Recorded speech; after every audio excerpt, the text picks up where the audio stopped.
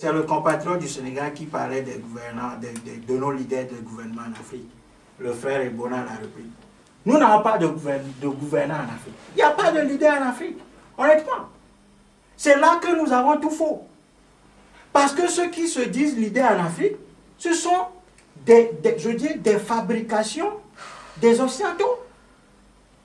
Hein? Des gens ils ont été, parce qu'ils n'ont rien appris quand ils ont été à l'école du maître, quand ils ont été à l'école coloniale. Ils n'ont pas appris à faire, je dirais, un tri, le tri, trier les connaissances qu'on leur donne. Voilà, ils ne l'ont pas fait. Donc il n'y a pas de leader en Afrique. Ce que vous appelez les gouvernements en Afrique, ce sont des laquais, ce sont des subalternes coloniaux qui sont là, qui immobilisent l'Afrique, qui jouent le rôle de l'oncle Tom en Afrique, qui immobilisent notre peuple en faveur de leur clan et de ceux qui les ont fabriqués. C'est tout à fait normal. Le cas typique était le cas de Bongo, un monsieur qui pendant longtemps n'a rien fait. Dans son pays, il n'a même pas pensé à ses vieux jours.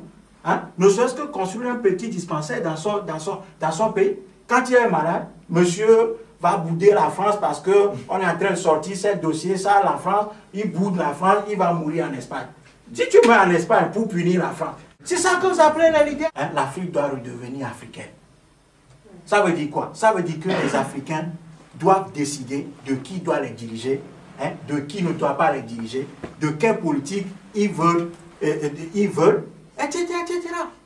Voilà, aujourd'hui, le peuple africain n'a pas prise sur son environnement. Les gens décident de porter tel au pouvoir et bon, ils le font. Donc, il n'y a pas de gouvernement en Afrique. Voilà, moi, en tout cas, moi, je n'ai pas de gouvernement en Afrique. Alors, est-ce que l'explosion, est-ce que l'implosion ou bien les contestations qui vont naître en Afrique vont mettre en danger le peuple? Non. Au contraire, nous devons encourager ces explosions. Parce qu'il faut qu'il y ait un bouleversement total aujourd'hui en Afrique pour qu'on réorganise l'Afrique. Parce qu'aujourd'hui, l'Afrique est dans une situation de blocage total. Et ça a été planifié. Ne serait même que les États, dans leur existence en elles-mêmes, posent un problème. Les États africains, ce sont des constructions